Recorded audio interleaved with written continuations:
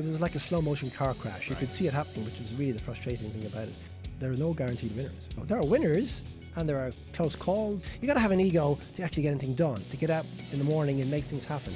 I think success is a lousy teacher by comparison. The problem with success is that, you don't just pull one lever and it's successful and okay, I'll pull that lever every time and it'll be successful. You're pulling 20 levers. I learned that shit stuff happens, but you can't dwell on it. You live to fight another day. You have to live. In fact, it gives you the opportunity to live another day. Stand up every time you get knocked down. And the biggest knockdown of all I've ever had, ever, is... Hi, John. Good to see you. Welcome to the podcast. Alan, I'm delighted to be here. Thanks for having me in. It's a great pleasure. Now, John, I'm always interested when I speak to guests on this podcast about what I call the founder's story or the entrepreneurial journey. Right. And trying to identify where this kind of entrepreneurial spirit first came from. So tell me, are you from a family of entrepreneurs? What was your upbringing? What was your background? You've got the wrong person in if you think I've insights into my story, but it just basically happened and I went along with it. And in terms of going right back to the beginning, I grew up in the west of Ireland on a farm. My dad was a farmer. My mom was a teacher. And that was the background I had. And my mom was probably a matriarchal kind of family. So my dad was very strong and did all those things that you expect him to do. But my mom was even stronger.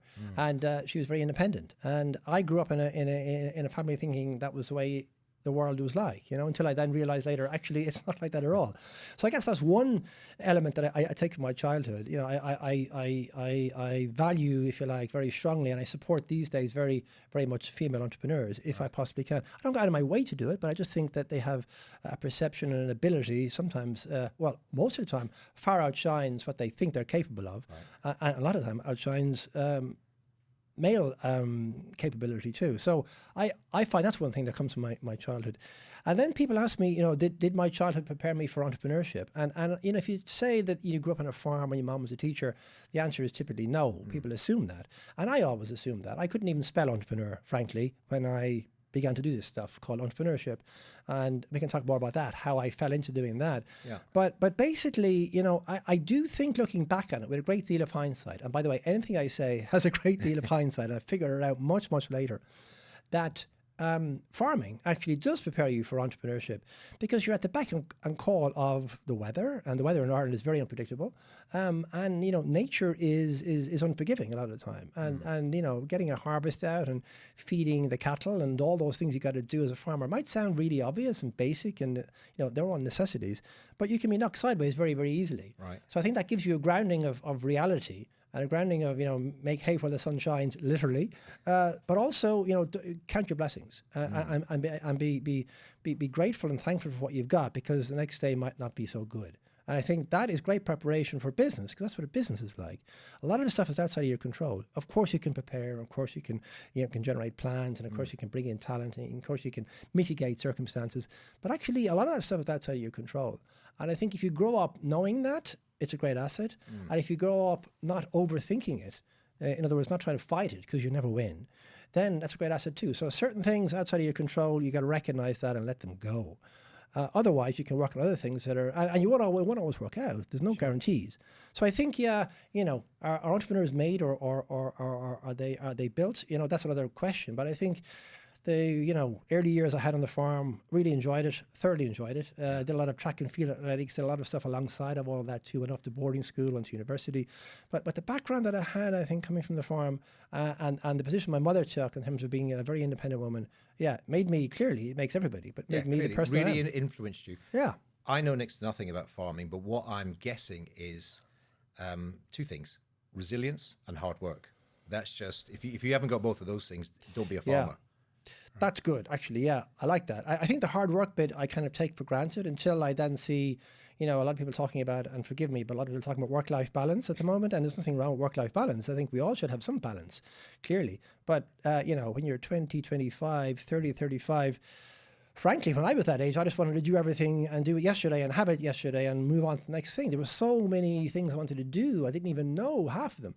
The more you do, the more you know you don't have. And it was like, if you're not going to do that when you're in your younger years, when are you going to do it? So work-life balance by all means, but I have a bit of a jaundiced approach to that. And when people start saying that to me, I say, well, come back when you're 40, 45, when you've earned the right to have a balance. Yeah. So what I really mean by that is working hard, there's nothing wrong with it. Yeah. I'm not saying everybody has to work hard, but those who choose to work hard shouldn't be demonized for working hard. And I think there's a bit of that coming out at the moment, and I can see that. I think if you want to work hard, crack on, because otherwise how do you achieve things? Yeah, that completely endorses what I think as well. And I think about myself.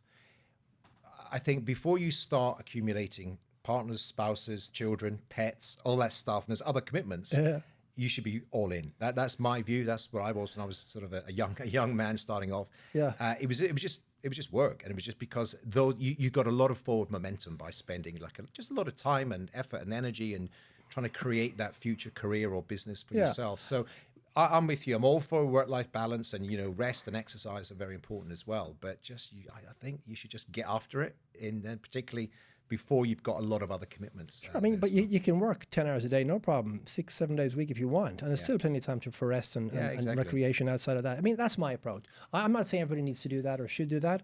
All I'm saying is that, if I want to do that, I shouldn't be told I'm in the minority or there's something wrong with me. And I think that's the imbalance, speaking about balance here, that's currently out there. Yeah, you just reminded me of something. You mentioned track and field. Quick sidebar. It was a bit more than just a bit of track and field. I mean, you were an athlete of some standing. Well, it's all I did between the ages of what would have been. I went to university. No, first of all, I went to boarding school, and then I went to university. So it was during those years, from the age of about 11 or 12, right through till leaving university, and then I got stuck into business. So I was like 11 or 12 up to the age of about 22. So probably international standard. Yeah, I represented Ireland, which was great fun. I learned a lot about myself, a lot about application, a lot about hard work, back to that point again, because you don't get anywhere in track and field or any sport without hard work. It wasn't a team sport, and I kind of regret not being in a team sport. I think you can learn a huge amount extra from that. But it was track and field. I was a triple jumper and a long jumper. It was a very individual sport. Right. But I learned a huge amount from that and got a lot of travel out of that, and went over abroad representing Ireland. I met lots of other cultures and other people, and I think that at that early age, it breaks down barriers, and you begin to understand people. People. I think it's easy to imagine what people are like, and then you imagine the worst until you go and visit them and spend time with them, and then you realize they're just the same as you, with the same aspirations and same fears and same ethics as you have. I think travel and education, those two things together, have broken down barriers over the last 30, 40, 50 years. There's clearly a lot of apprehension still out there, and a lot of animosity, and a lot of focus on divisions between people. But I think education and travel allows the opportunity at least to break those barriers down if you choose to accept those. And I found that was a great benefit coming from the west of Ireland. Getting exposed to all that international flair, working hard, applying myself, winning, and then losing. A lot from all that too. So early on, I think that was a part of my life. I'm beginning to sort of piece together the jigsaw puzzle here. So the farming background and all of the things you mentioned, and the resilience and the hard work and having to navigate the unpredictable and the weather and the harvest and the rest of it. And then you get into sport at an elite level and all the things you had to learn, and all of a sudden you're sort of top of the tree, but then you go international, you come and get up against people who are even better than you are, so you've got to raise your game. There's a lot of ingredients there, I'm thinking, as you begin to prepare for your probably at that time as yet unknown future entrepreneurial career. I often think as well that there are a lot of lessons between sport and business. I've read quite a few books over the years of people who've achieved great success in sport and how they've applied that in business as well, because it's back to that application, the hard work, the resilience, just becoming the very best you can be. So when did you go to university, you go through your sporting career? I read somewhere that you were going to go to the Olympics. Well, I'm not sure if I was ever going to go to the Olympics, but I thought I could get to the Olympics, and that's the first step. I dreamt of the opportunity, 1984 Olympics in LA, and I thought that was on the cards. I was a bit off it. I had a very good 1983 season. I had really, I knocked it out of the park. I hit a lot of targets, overreached, achieved a lot of things that I didn't think were possible. So I kind of thought, why can't I do that again? Of course I can do that again. And mentally I was prepared for it and really was up for it. And I thought, there's a chance here, if everything goes, all the stars align, I could probably do this. And wouldn't that be crazy, just, to go to the Olympics at that age when I would have been 20?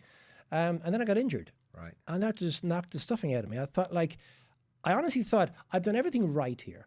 And I still can't do what I deserve to do, right? Yeah. I thought that, and later that was a great lesson for me. But at the time, I was thinking, the world's out to get me. And I was thinking, I deserve to be there. Yeah. And there are other people there that don't deserve to be there. Maybe that's the conclusion I was drawing. But I was really mad at the world and mad at myself and mad at everybody that I had done everything right. In other words, training and preparation. And I upped my game and then I got injured. And the triple jump was a crazy event. I mean, I don't know who invented the bloody thing. I mean, I think I read somewhere that 6 times your body weight of power, of stress, it goes through your ankles, your knees and your hips when you jump from one leg onto the next. It's like a crazy event. So not to get injured in that is unheard of. But I got injured to the extent that I couldn't compete and I couldn't hit the qualifying mark and I couldn't go. So I thought, I'm going to give this sport up. Thinking like I was the center of attention.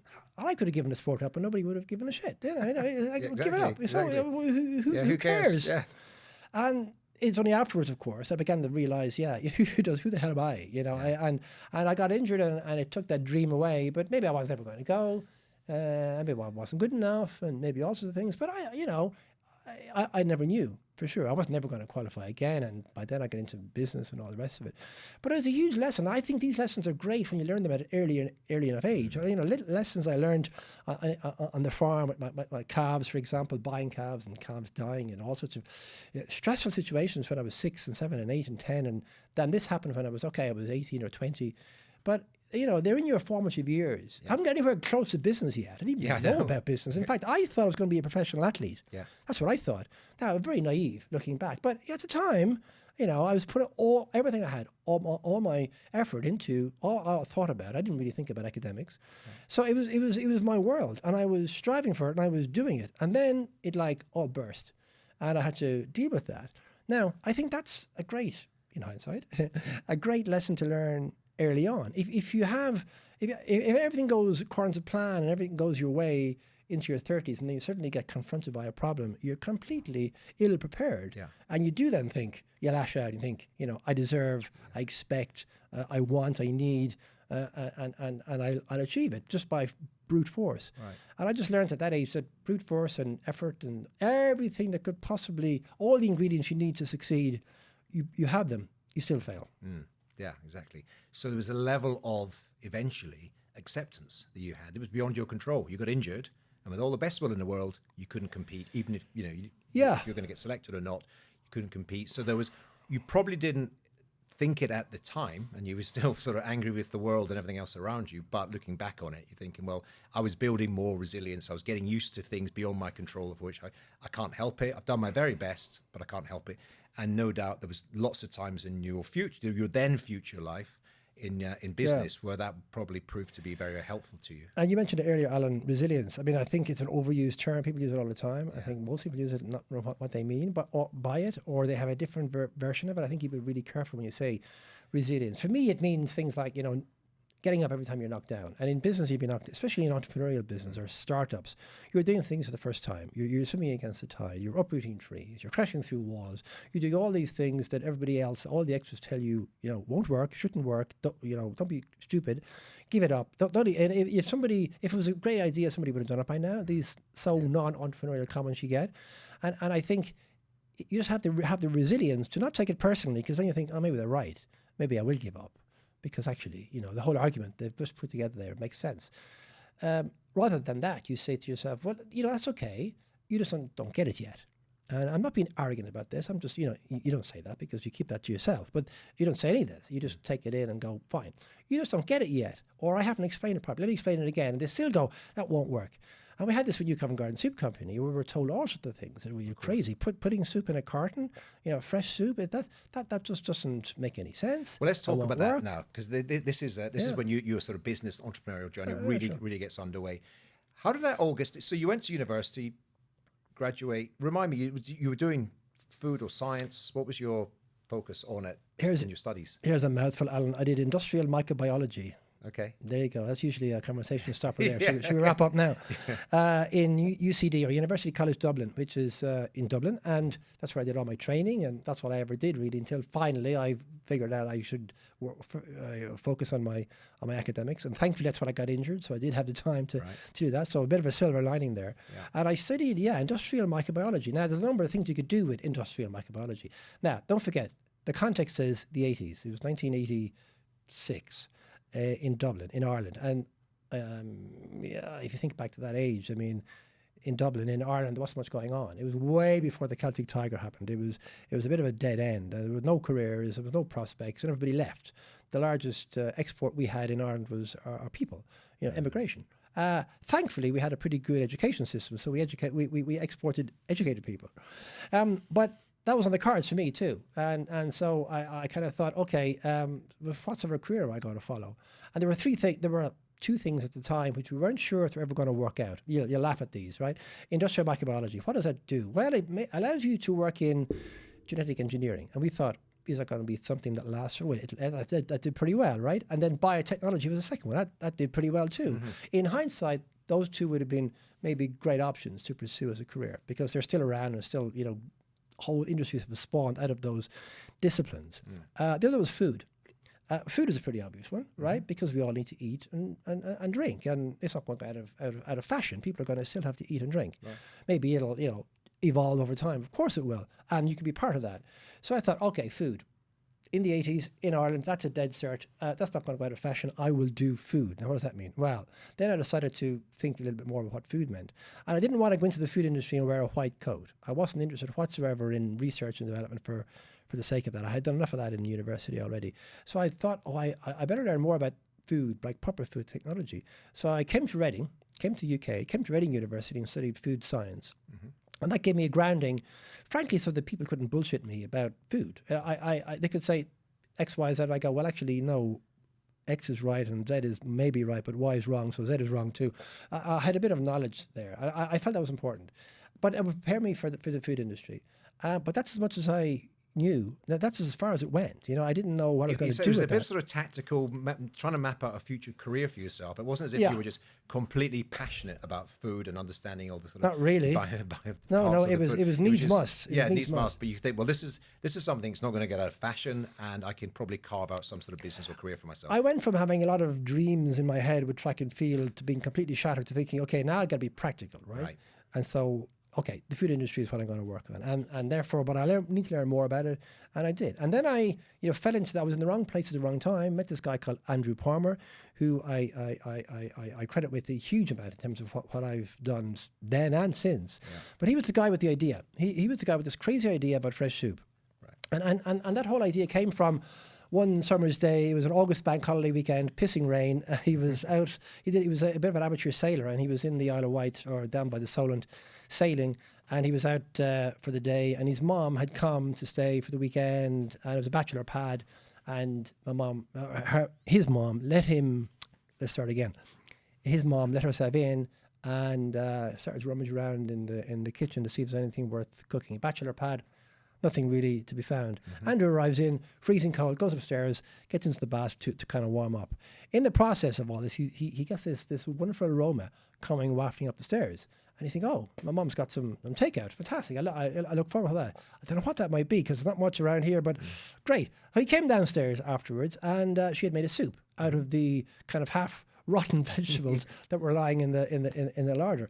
And he goes, what's this? Yeah, this is fresh soup. You didn't have much, but what you did have, I managed to concoct something out of it and get it into you. It'll warm you up. And he goes, yeah, it smells delicious. And then he tastes it. Oh, it tastes delicious too. And that's where he got this kind of, road to Damascus moment in terms of fresh soup. Fresh soup tastes nothing like canned soup.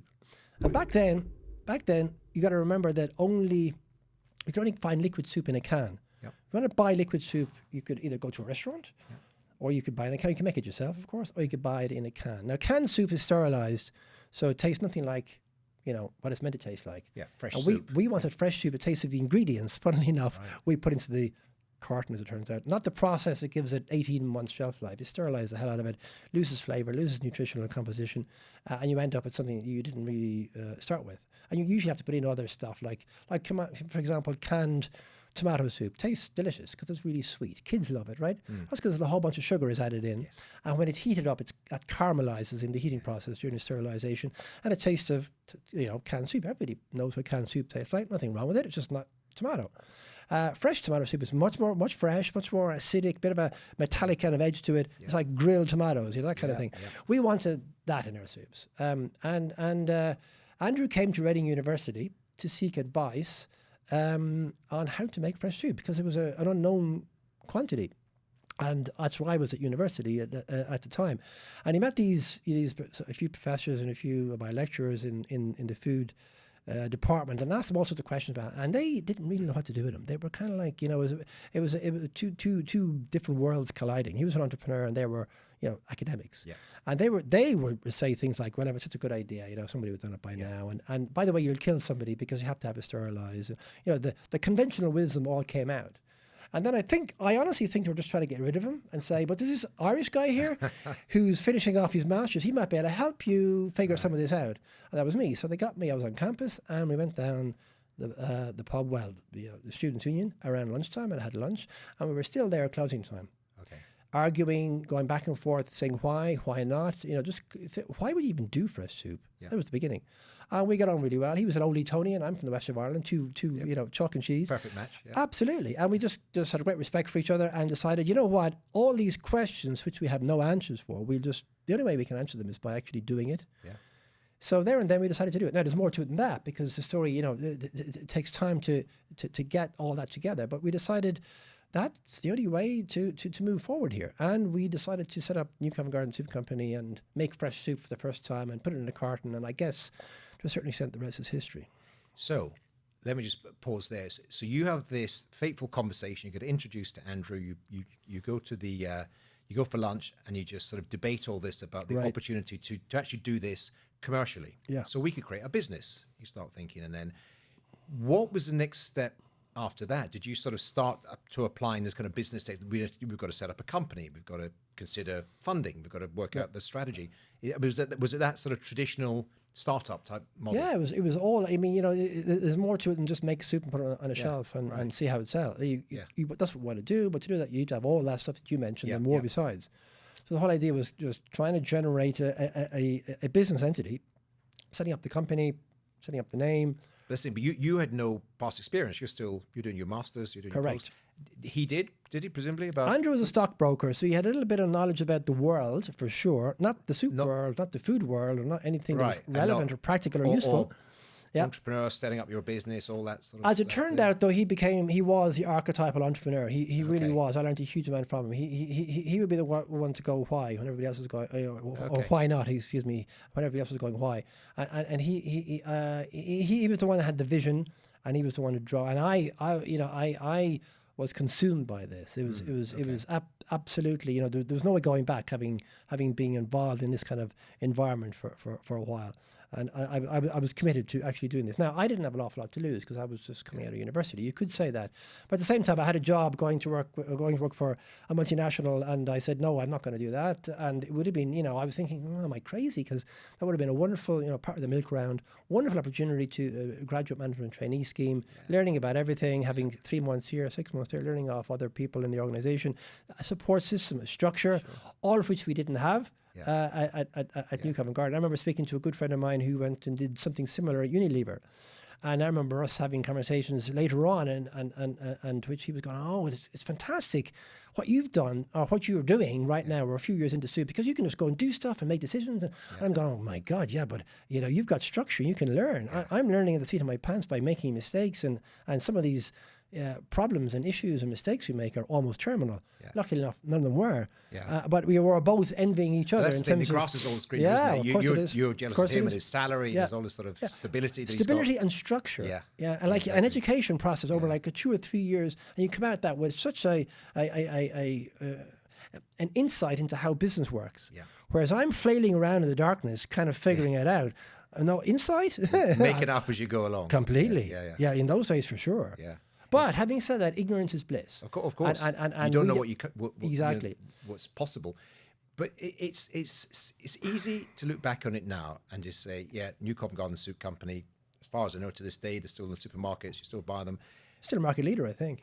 Right, but they were, back in those days, to put soup in a carton, it was just, you're kind of finding an audience and consumers for this where there's no existing category. Yeah. You know, if you're another tin soup, but we are better or fresher or something, you are trying to compete in an existing market. This was creating a new market, and it's rare that I think that happens. I mean, presumably you came up against lots of pushback and things from people initially, from, I guess, from suppliers or people who are going to stock it, and the retailers and things. What were those sort of early days like when you try to sell the idea? Sure, there's a whole bunch of points there, but the two I'll pick up on is in sequence. Really, is you're right. It's always easier to some extent to go into a market that's already established and compete on price or on quality or on something that makes a difference to the consumer. Yeah.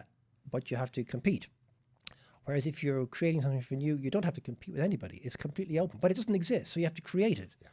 So it's like, I'm trying to do something, and nobody knows what it is except for you, and even you are thinking, I'm not sure. It's kind of evolving over time, and I'll know it when I see it. It'll be there, but it's new and it's different and it's better. So what's new about it, and what's different about it, and what's better about it? Well, okay, canned soup right now is the only option. Liquid soup, you can buy bouillon in like Knorr, for example, in a packet, and you can make something out of that, and that's fine. And millions of people did that and still do that. But the quality is rubbish compared to fresh, and the quality of canned is rubbish compared to fresh. I'm not saying it's rubbish quality, but compared to fresh. And we didn't have that fresh, so people couldn't compare. So it's like, what do you mean? Fresh soup? I mean, what does that mean? Now these days, you got to, it's ubiquitous. Fresh soup is everywhere. It's a whole thing. It's a whole category. Sure. But go back to 1987, it didn't exist. So even having a conversation about fresh soup was like a challenge, because people would go, even people in the industry would go, start again, And we're going thinking, am I crazy? To think about this? But getting back to the other piece, which is, people told us we were crazy. The experts in Reading University said, you will kill somebody. Yeah. I categorically guarantee you will kill somebody, because there's a reason it's put in a can. It's to make it safe. You sterilize stuff, it goes in the can, you sterilize it, and it makes it safe. It's got 18-month shelf life, it's safe as houses. Don't mess with it. There's a process here already. Why are you thinking of dreaming up a new idea? You'll kill somebody. Now, when we sold Covent Garden Soup Company in 1998, already a long time ago, we had made roughly 50 million cartons of soup. Right. And to my knowledge, we hadn't killed one person at that stage. So you proved them wrong. Yeah, I proved them wrong, right? Now, I think, how much they've made since then and still haven't killed anybody. Sure. Now, but I came from that mold. I came from Reading University. I was a food scientist, so I knew exactly the reasons why we might kill somebody. Yeah. So we need to make sure we're not going to kill somebody, or not going to make even anybody ill. So there was a process we had to go through. We actually designed a novel process, which was completely unheard of. We actually got a patent, believe it or not, to make fresh soup, and I won't go into the detail because it's quite boring, but basically we had a novel process, and then we had to go and design equipment around that process, and then we had to go and build a factory around that, and we had to do all that ourselves. And that took us a hell of a lot of time to actually do it. The next thing is that people said to us was, carton. I mean, are you crazy? Carton? Soup doesn't belong in a carton. In those days, you'd find milk in a carton. Yes. Or maybe a bit of juice in a carton. So there'd be a short shelf life, fresh. Yeah. And that's exactly the point. We want it to be fresh. Yeah, but it isn't fresh. Well, it will be fresh if we only pasteurize it, if we don't sterilize it. And they get all confused. And they go, yeah, but soup doesn't belong in a carton. And this is the bit that actually we maybe almost tripped up on, thinking it'd be easy to put soup in a carton. It wasn't. It took us 18 months, you wouldn't believe it, to put soup in a carton. And the reason very quickly for that is milk is like single phase. It's just liquid. And you also fill it cold. So it's sort of viscous, or it's not terribly watery. Yeah. And when you're filling soup, it has to be hot. So it's very watery, and you have bits in it. And the consumer love bits. The more bits and the bigger the bits, the better, in fact, So lots of soup had bits in it. And we just couldn't get the right number of bits in each carton. We couldn't fill it, couldn't clean it. It was splashing and bounced back up again. We had more soup on the wall and the floor and the ceiling than we had in the carton. And it was a very frustrating time. So stuff that we thought that was going to be straightforward. Put soup in a carton, seal it. How difficult can that be? Answer is, it was the most difficult thing we were trying to do. Right. However, and this gets to the third point, that when we actually put soup in a carton, to this day, nobody else puts soup in a carton.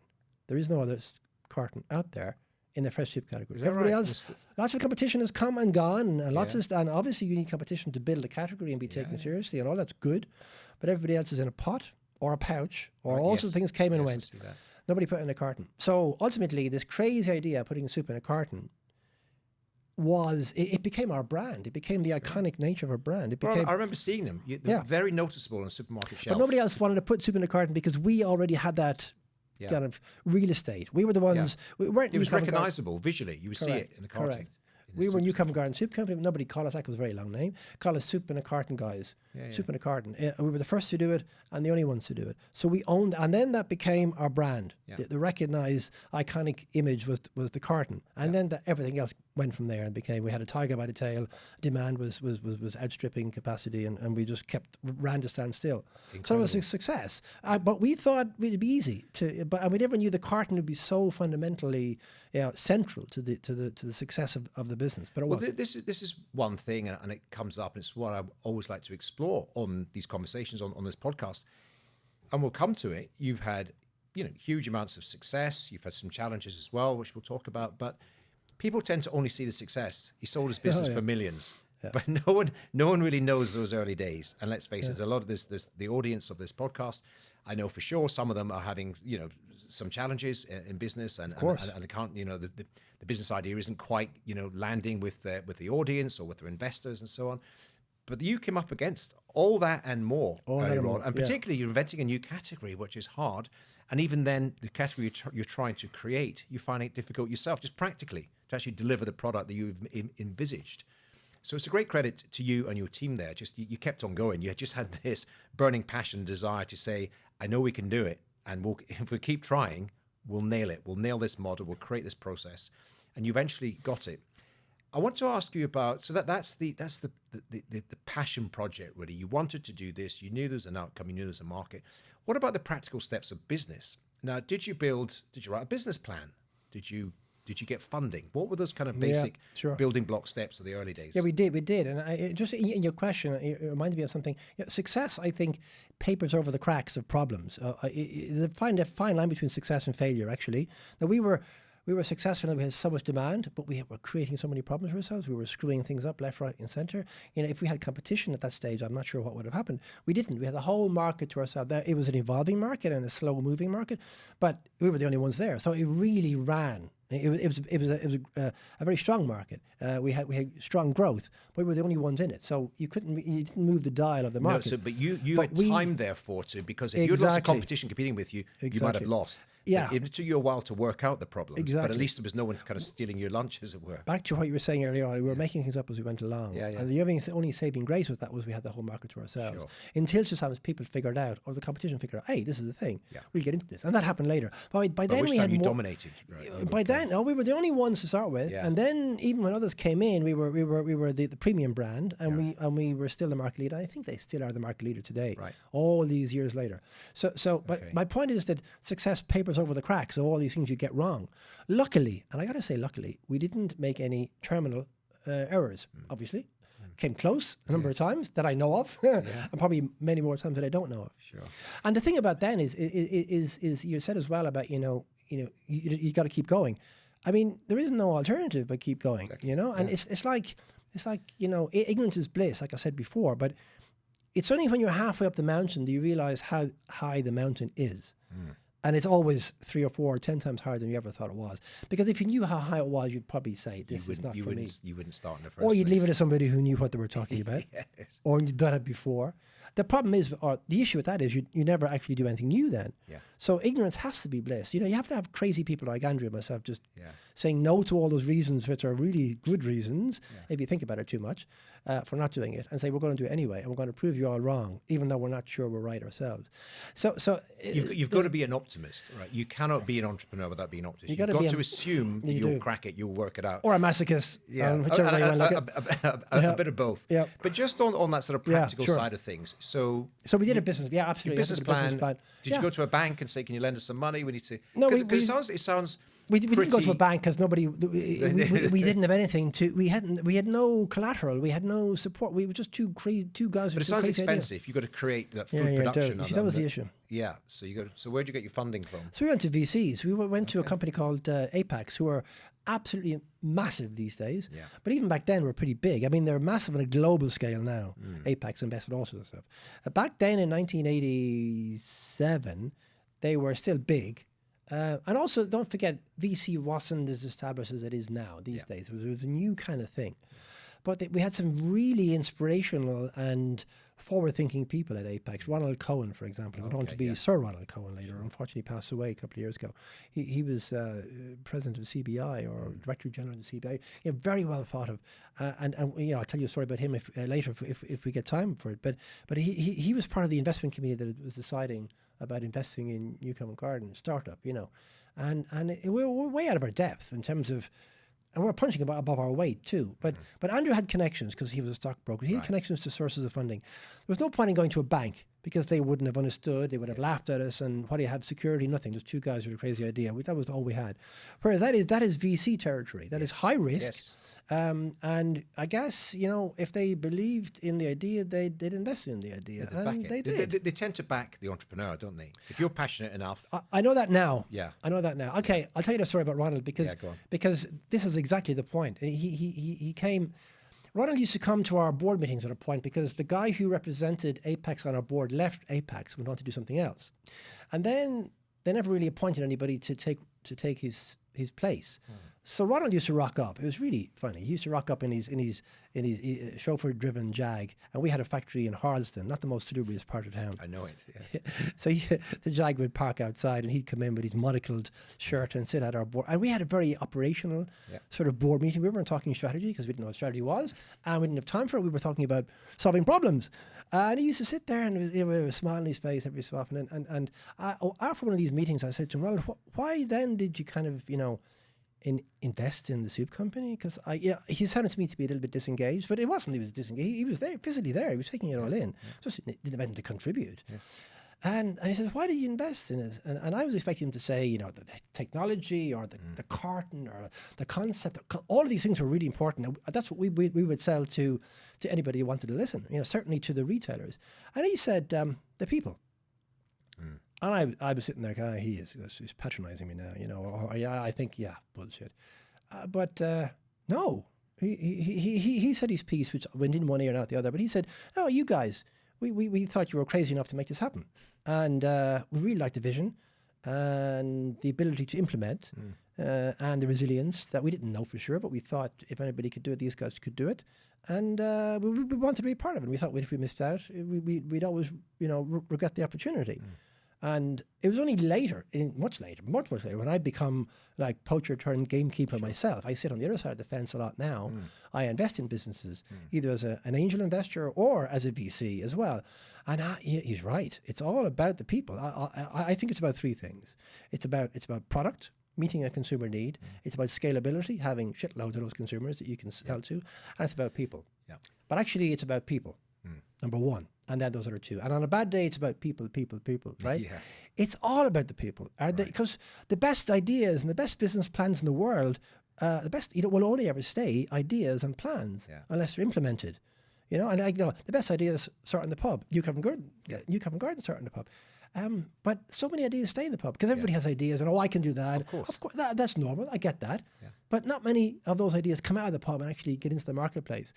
And ours did. And looking back on it, I guess Ronald, he being the guy he was, there's a great judgment of people and the ability for people to actually implement things. Yeah. And I guess I should take it as a compliment. I do now that I know what I know about investments. But at the time, I didn't know what he meant. But so Ronald was part of the whole decision-making process, and there are other people there too, Peter Englander, etc., on that team who were very smart and very bright and very intuitive. He and his team, they see hundreds, thousands of entrepreneurs, and they don't invest and in they everyone. reject all of them. They invest in a very, very small percentage. So they obviously saw something in you. And yes, the other part. I don't know what it was. There was a product there, and there was an audience. It was scalable potentially, but he invested in you primarily, and clearly it was a great success for them because then you scaled this, you grew this business. Over how many years before you? It was a 10-year project, And I think the issue there was the half joke I made about the old Etonian and the guy from the west of Ireland. We complemented each other quite well, and we learned a lot from each other. We respected each other. We were completely different backgrounds, brought a completely different stuff in terms of ability to the team. But both, I think, in hindsight, all of this has such a degree of hindsight, brought resilience in different forms to that. So great idea. Andrew was a visionary. I latched onto it. I said, we got to do this. And then we just kicked off from there. And then we brought a team in, of course. We didn't do it all ourselves. It'd be crazy to think that were the case. But we didn't bring a team in because we were running to stand still. We had a business plan, to answer your question. But it wasn't the business plan that Sir Ronald Cohen looked at. You got one, good. I'm glad you have one. But actually, tell me about where this idea came from. Tell me about what keeps you up at night. Tell me about why and why not. And there were the sort of questions which I was unprepared for. And Andrew too. We thought we'd want to know about why. On page 46 it says 75%. Whereas I couldn't care less. Didn't want to know about that. They wanted to know about us. And that was that was a great lesson, which I didn't appreciate then, but I do now. Very interesting. And what you say there as well, I see this from my observation. You and Andrew were very, very different. If you had two versions of you or two versions of Andrew, probably wouldn't have been as successful. Who knows, but probably not. You just complemented each other. Where you had a weakness, he had a strength, and vice versa. I guess so. Often happens. But there's also chemistry there too. That's the other thing. Exactly. So the whole is greater than the sum of the parts, kind of thing. It's 1 + 1 = 3, which is the ideal kind of co-founders. And I find myself when I'm speaking to people now and they're co-founders, whatever, I zoom in on that and try to understand what makes them tick and makes them work well. And you never know until you're in the shit, frankly. You never know until you're in the heat of the moment how people are going to react. Because you can do all the preparation you like, and you're usually in a very kind of calm, considered approach, and you've thought through assumptions, you've worked out a business plan. You need that. Sure. But then things are going wrong. How do you put them right? Or how do you know what's wrong to put right? Yeah, exactly. And how do you know to work together? And you got more people in your team, and what's the chemistry like? All that is. You can't predict any of that, and it's a really difficult judgment to make to know that combination will work. Put money behind it. Sure. Yeah, and you don't know until you're in the heat of it. Yeah. If you've got challenges and difficulties, and you just got to make it work. Clearly, it did work. 10-year project. Yeah. Tell me about the process that led up to the sale of New Covent Garden. We sold New Covent Garden twice. Okay. Yeah, I love saying that because it really doesn't make sense. Yeah, we did. We thought by the way, we always intended to sell New Covent Garden. Some people say to me, how could you sell your baby? Well, the whole idea was to sell the business. Now you have to have that in place to bring a VC on. Yes. Because you have to have alignment on the investment strategy and you have to have a way to get them out. Yeah. In other words, they have to have a return on their investment. Yeah. So we were always going to sell the business. It wasn't. We were never interested in building a lifestyle business. We thought we'd do it in 5 years. That was our naivety coming out, but it took us 10. Yeah. And now, though, it doesn't happen less than 8 or 10, really. Sure. If it does, you're leaving money on the table. Yeah. You haven't realized the potential. So we decided to sell the business. We were kind of ready to sell the business. And we had a much more bigger team then. We had professional people on the team, and we had a professional CFO and all the rest of it who knew about stuff and had gone all to that complicated stuff. I went to business school in the meantime because I was scared shitless, frankly, of the stuff I didn't know. The more I dug into this, I think, oh my God, I don't know anything about this. Yeah. How can I possibly make a decision? Now, you have to make a decision, but next time that decision comes around, I'd like to maybe be prepared. So I did learn a bit about it, but we had professional team on board. But then we were like a 20 million business, so we had to have that. Yeah. And that was a whole learning curve and growing pains and all the rest. So we decided we're going to sell the business, and then we thought, okay. Andrew thought, no, actually, we thought, generally speaking, we should get the professionals to sell it. Now, this is a key point. When you sell, most people, when they sell the biggest asset they have, which is their house, they get an estate agent to sell their house. Yeah. You don't sell the house usually on your own, right? Because you don't know anything about selling a house. You know about other stuff. So exactly the same thing happens when you're selling a business. You get an expert to sell your business. You know about that business, and in our case, making soup, maybe. You don't know anything about selling a business. It happens to be a soup business. So I would always recommend, by the way, if you're going to sell your business, to get some professional help. Yep. And we got some boutique corporate finance advisors who knew about this particular part of the industry. And we were trying to think who they were going to be. Actually, the second time around, we got the boutique guys. The first time around, we got Goldman Sachs. Because we thought they were, shit hot. They know, they're the professionals. They know everybody knows Goldman Sachs. They're going to be really impressed. We're really impressed before we meet them. We got them in, and they looked at our business. They said, great, yeah, we'll sell it. It'll be $1 million, by the way, even though it was a UK business. As a fee, we go, okay, I guess that's how these sort of things work. And they went off to market the business. And they came back with I won't say nothing, but they came back with pretty rubbish offers. And we go, no, we could do a better job than that. Yeah. No. So we pulled. And then the next year we sold it ourselves. So we did sell it twice. we went through a sale process twice. Is what I Right. mean, really. And then we did get a boutique, a small guy who knew what the industry was about. Goldman Sachs is fantastic what they do. Second to none. Okay, JP Morgan are going to, or Morgan Stanley are going to probably disagree with that, but they are fantastic at what they do. But they sell large business, multinational, and they really understand, and they have teams who know that inside out. We wanted somebody who knew the food industry in the UK inside out. Yes. That wasn't their bag, so we found somebody who did. And we sold the business. Yeah, so that was January 1998. Okay. And that you created was a sort of normal process. You put yourselves up for sale. Your M&A corporate finance advisor takes it out, identifies a few buyers. Is that the sort of process? And you create a bidding war? Or, Yeah, absolutely. And actually, we can merge two businesses together here because that was a very similar process to Little Dish. Right. Now, Okay. the only difference was we sold to a trade purchaser, a company called Daniels. We sold New Covent Garden to a trade suitor, and we sold Little Dish to a private equity suitor. That were the two differences. You can sell to one or the other. But it was the same sort of process. But process was pretty identical. Yeah, we brought somebody in who could help us make, advise. In fact, my advice is to get these guys involved much sooner in the process than we did in either business, really, certainly with New Covent Garden. Bring somebody into your business to get to know you and the business a couple of years before you're ready to sell. Get them to know your business. About 2 years before, when it begins to be on your radar, we are going to sell. That's right. Let's start to build a relationship with. And That's probably, right. I guess, do your homework. Is it, do you think, because you've got to find someone, so the deal with Goldman's didn't really work out, and maybe they were the wrong partner, that's all. The wrong partner. So you got to find the right partner. And I would think, just back to what you were saying a moment ago, it's all about people. Because I'm sure there's a lot of very, very smart people doing that work, but you've got to hit it off with them. There's got to be a chemistry.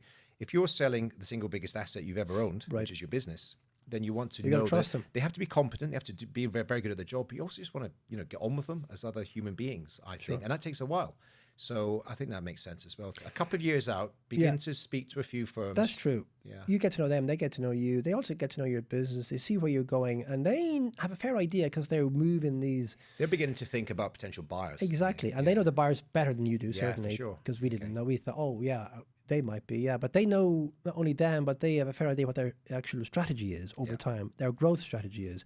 And they could see they won't be interested in buying you now, but in 2 or 3 years' time, they may well be, because that's where that's the trajectory of their growth plan. And, if you just maybe, I don't say change your plans or change your strategy, but maybe do a bit more of this.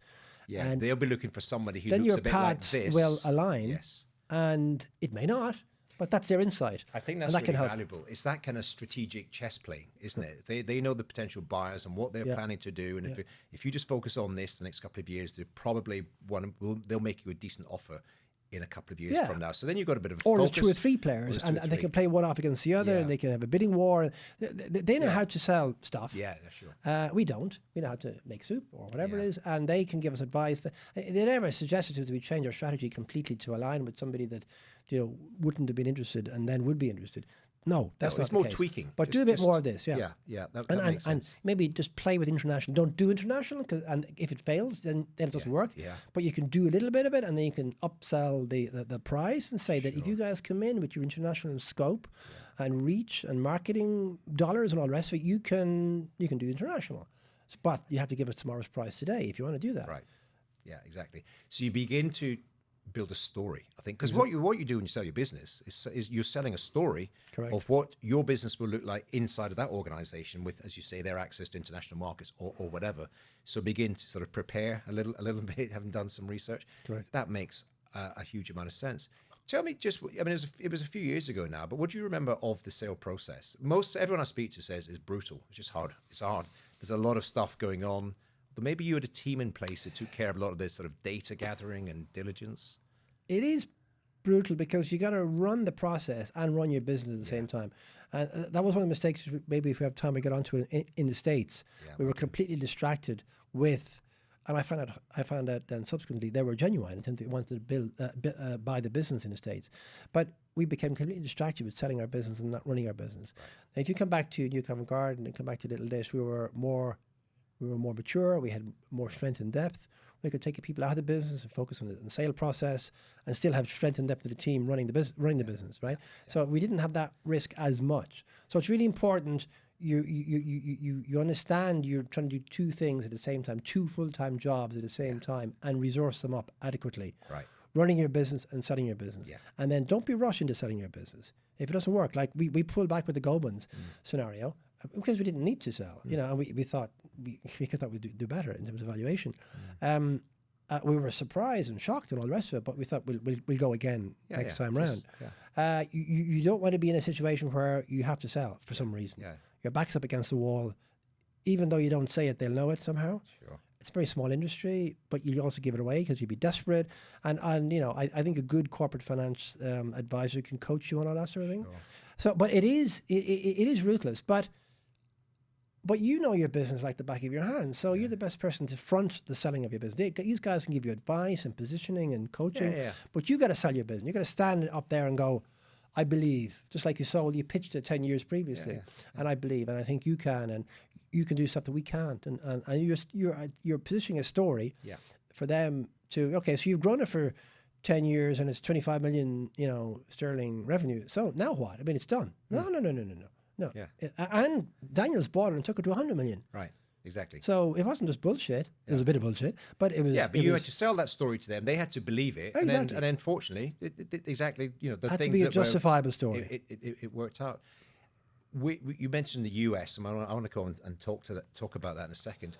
But just before we do, and again, it was a while ago, I was interested in that. So the deal closes at some point, right? We've sold, that's it. And then some money lands in your bank account. Can you remember those days and how you felt about the selling of your business and the swapping of your ownership of a company for cold hard cash?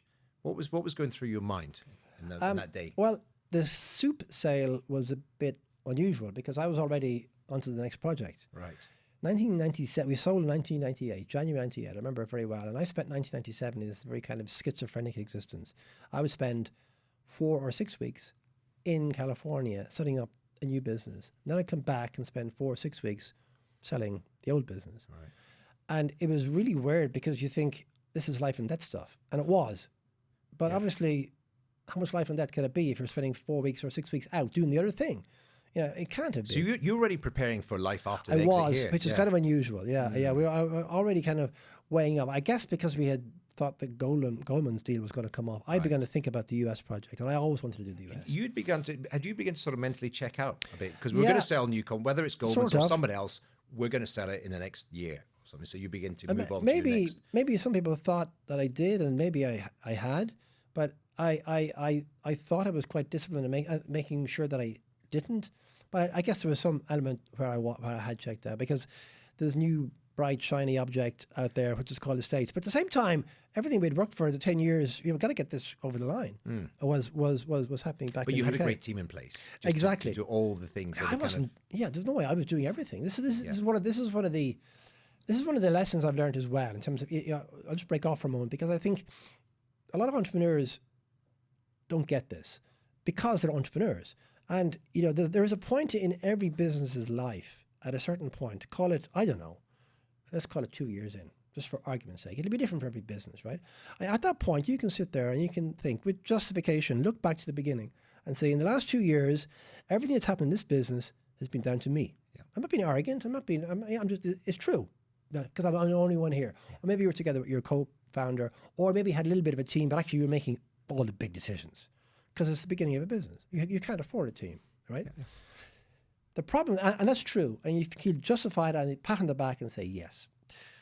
And a lot of that is having the courage to make decisions and having the courage to actually go against the grain, yeah? And when people are telling you, no, it's stupid to say, you don't get it yet. And so you have, there's a certain amount of ego attached to being an entrepreneur. And I use the word ego in a positive context, but I think it is an ego. You got to you got to have an ego to actually get anything done, to get up in the morning and make things happen, especially when everybody's telling you no, and you're getting knocked back.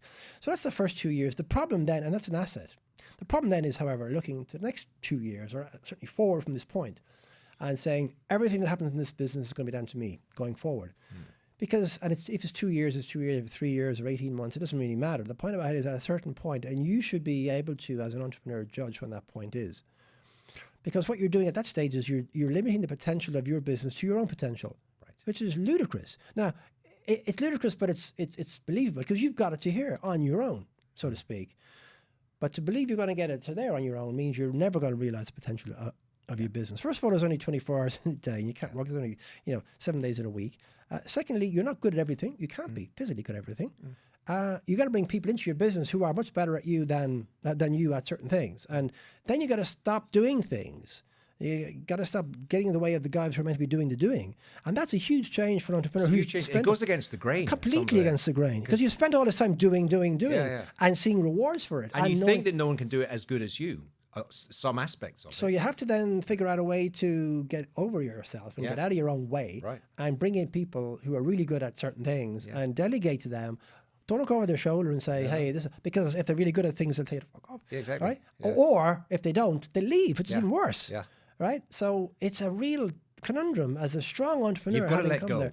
Right, that's the challenge. And most good entrepreneurs can't or don't, or it's too late. And I was hanging on. Yeah. So, in hindsight, yet again, I figured that one out.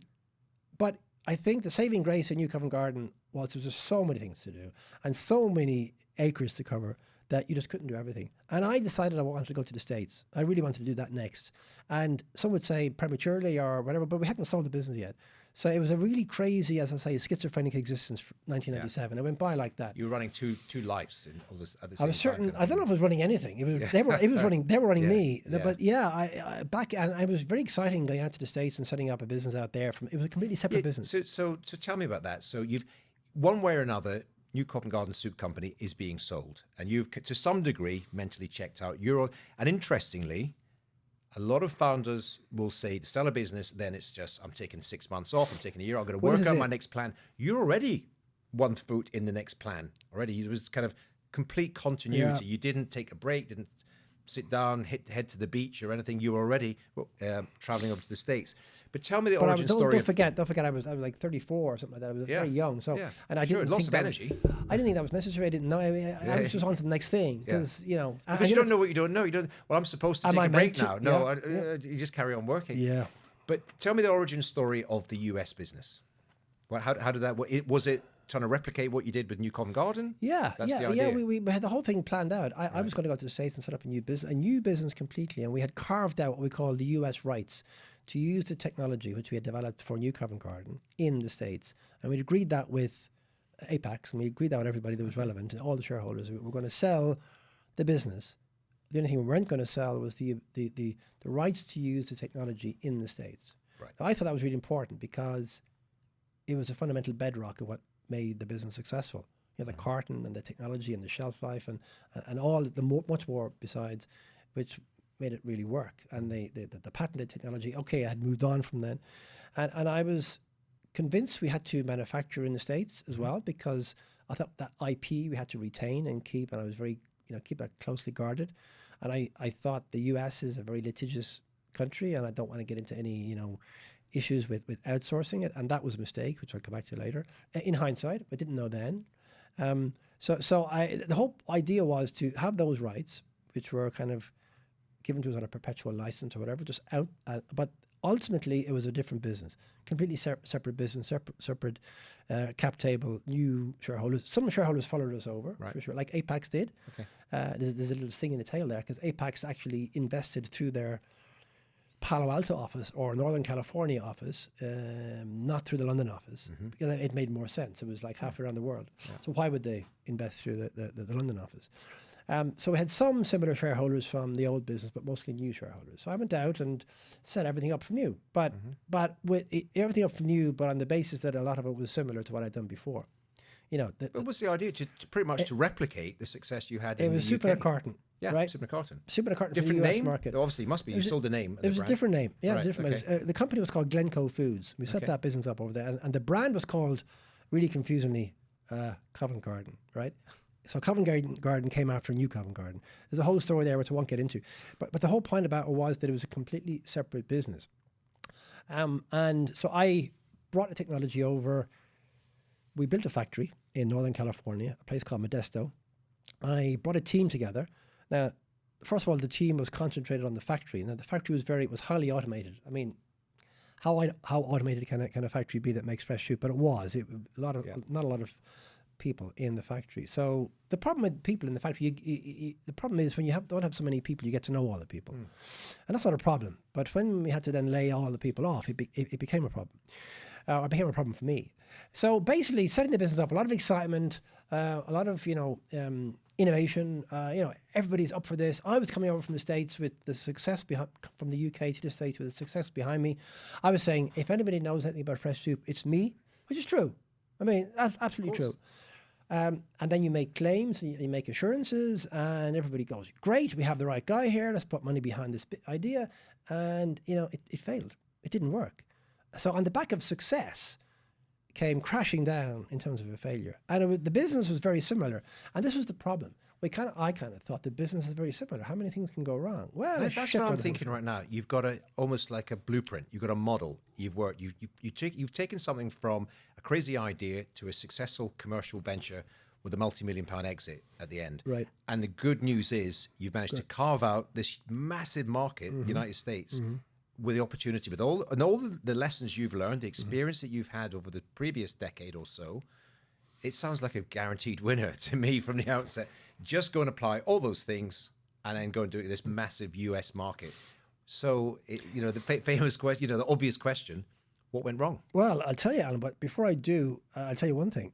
There are no guaranteed winners. That's for sure. And there are absolutely no. There are winners, and there are close calls, and there are similarities, and there are things you can replicate, and there are no if you're weighing winners. everything, honestly, obviously, hindsight is 2020 and all the rest of it, but I was saying all these things. if you were just, it to me was nothing as guaranteed as has been proven, but my gosh, this looks like a pretty sure bet. This looks like a lower risk opportunity than most other business ventures ever existed. So, yeah, you're right. Clearly, there are no guarantees. There's no guaranteed winners. This turned out to be a failure. But that was my pitch. That was exactly my pitch. Right. What can go wrong, guys? What could possibly go wrong? Look at this business out here. Well, the answer is a hell of a lot. Now, we didn't get everything wrong. This is the next thing. That's why it took us 5 years. 5 years in the States. By the way, my CV kind of looks like success, failure. I call it my shit sandwich, right? Right, because the new Covent Garden Soup Company was 10 years of.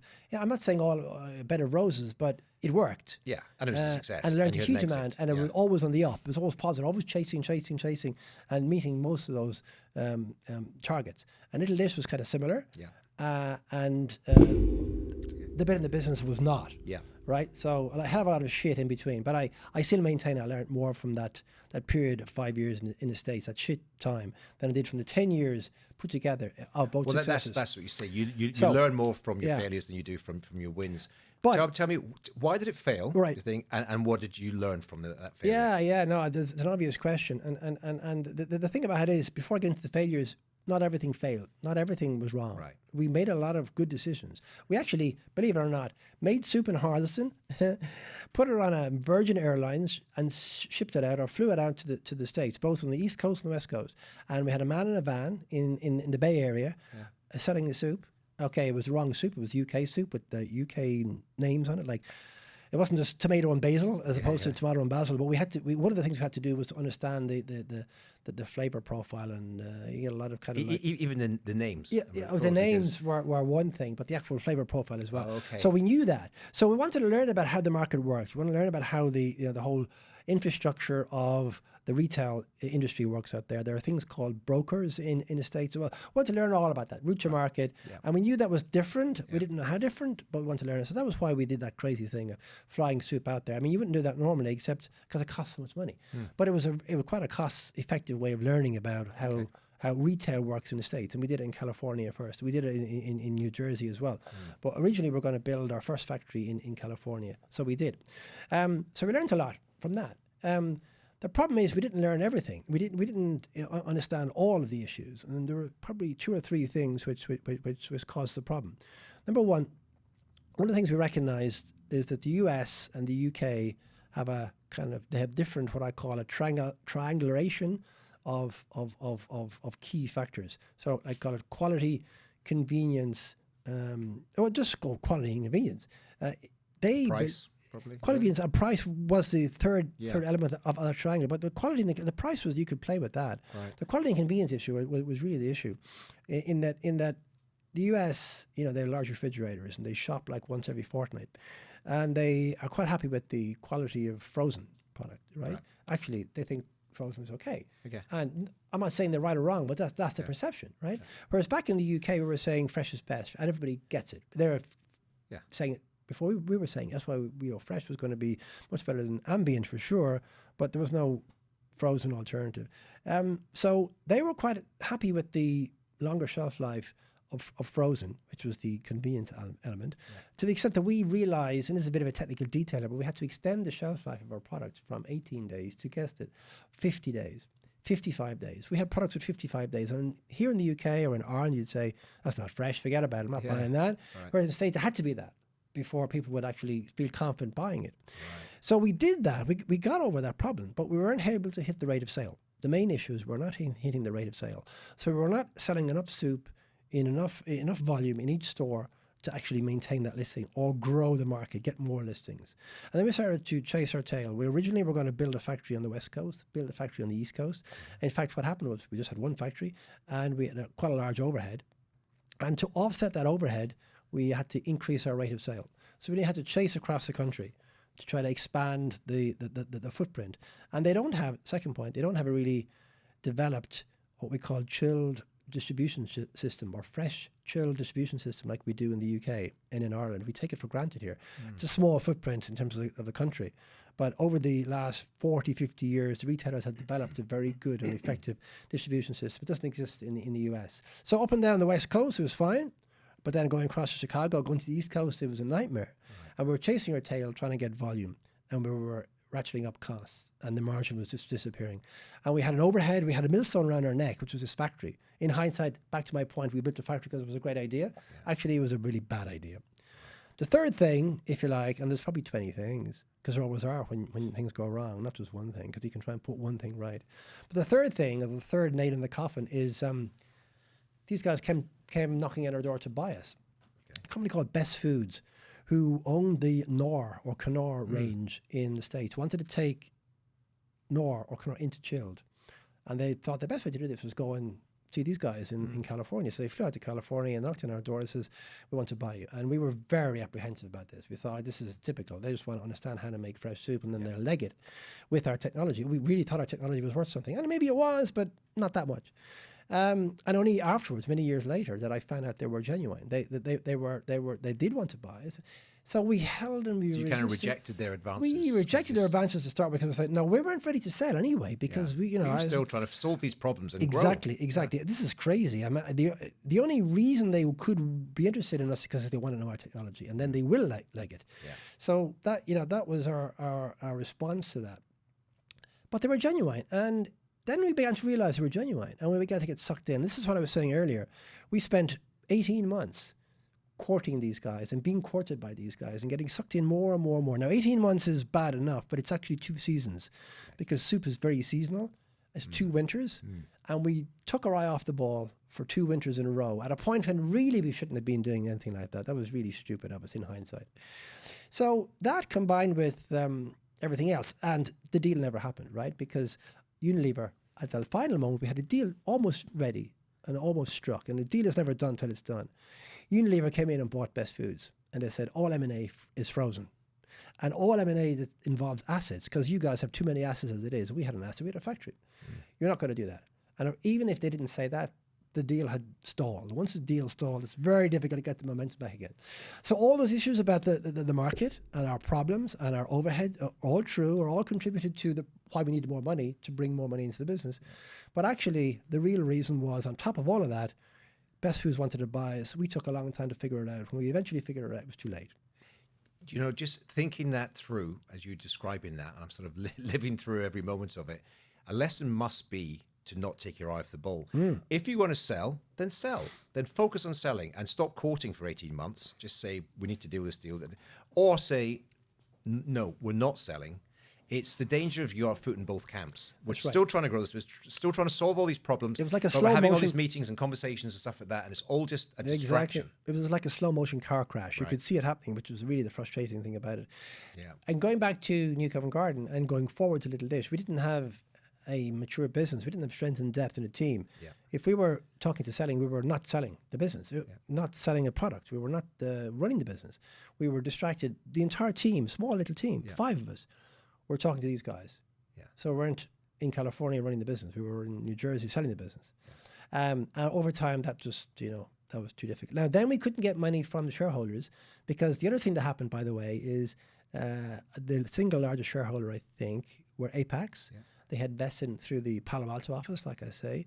And you go back to 1998, 2003, that was .com revolution time in California. It was a great time to live in San Francisco, because house prices went like that. But food was the most non-sexiest thing alive. I mean, everybody It is all interest. If you completely. didn't have .com after they your didn't name. really know about food anyway. It was a bit of a weird kind of investment. They were wondering why they were doing this in the first place. But they were, I guess we pleased Ronald and it's fine.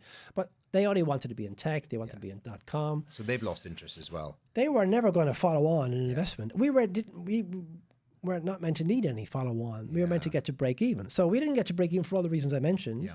And then we couldn't get any money in from the guys we thought we could get money in from at short notice. And they said, no, we're not going to. No, it's okay. Right. I said, well, it's got to go bust then. Well, who cares? So all that happened in the space of like 3, 4, 5, 6 months, whatever. And it all came to a head. And timing is everything. And then we tried to get money from other people. And of course, it was all too late. And the business went under. And that's it. Closed down. Chapter 11. So there you are. You are 2 businesses in. You've had one great success. One which wasn't a success. You lick your wounds. What happened then? You come back to the UK? Because this is this is the other side of the shit sandwich, right? This is the positive one. It is. Now the point about is we know now that it was a shit sandwich because we look back on it. At the time when you're in your shit, you don't know anything about the sandwich. No, exactly. It's just shit. I mean, really. And it's really shit because you're followed up a success with a failure. Yeah. In an industry, in a business, in an area that really you shouldn't be failing at. You should be sort of, I've been out to the States with a lot of claims, a lot of expectations, a lot of commitments, a lot of follow me, I know what I'm doing. And none of those, none of that potential was realized. All the shareholders lost their money. So it was really shit. Right? So then you say, okay, how do I get out of that? And then, okay, you follow along by a success. But at the time, you're going, looking pretty bleak. You're probably just questioning yourself. Maybe New Covent Garden maybe I just got lucky. maybe I'm not as talented as I thought I was. Not only that, I thought you get very introspective at a time like that. You begin to think maybe New Covent Garden was a success despite me. Yeah. It could have been an awful lot more successful if I hadn't been there. I mean, there must be a lot of soul searching that goes on. Exactly. I don't think that's true, by the way. But at the time, I staring you in the face. You go, well, give me one reason why it's not true. Yeah, exactly. You've only got you sort of wake up, you see yourself in the mirror in the morning, and you have these conversations. You do, and quite difficult. And I think a lot of entrepreneurs I've met, there's a lot of self-doubt as well. There's an ego that says I'm great at this and I'm going to make a big success. Yeah.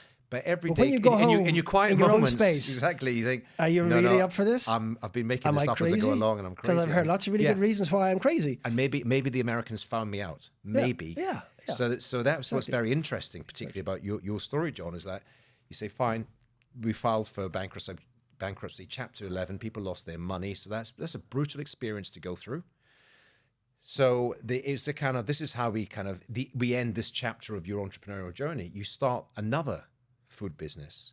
Well, not straight away. I mean, you take some time out. Can't. Yeah. I mean, this period of introspection lasted a good few months. Yeah. Sure. I think you got to be careful though. You can't allow yourself, and it's human nature to do this exactly, but you can't allow yourself to carry on through months and months and months of carrying out a post-mortem on shoulda, coulda, woulda, and of course you shoulda, coulda, woulda. Yeah, we're just going through right now what I should have done differently.